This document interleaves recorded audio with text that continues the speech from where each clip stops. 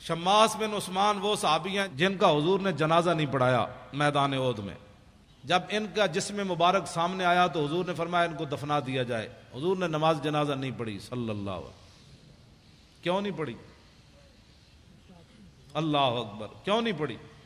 اس لیے کہ جب میرے آقا و مولا پر حملہ ہوا نا، چاروں طرف سے تلواریں اور تیروں کی بچھاڑ ہو گئی، تو حضرت شماس بن عثمان نے نبی علیہ السلام کے ایسے گرد دوڑ دوڑ کر ایسے حضور کی حفاظت کی، ایسے. اور میرے آقا نے بعد میں فرمایا ما وجدت شبیان، یہ جا جنا میں ویکھے ہی کوئی نہیں.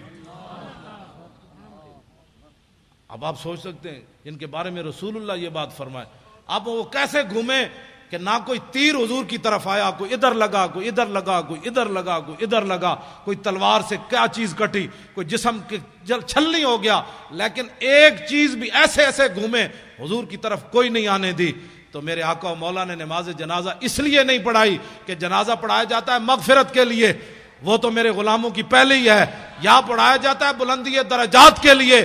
شماس بن عثمان نے اس طرح گھوم کر اپنے نبی کی عزت پر جو پہرا دیا، یہ اس مقام پر جا پہنچا جہاں آگے مقام ہی کوئی نہیں رہا.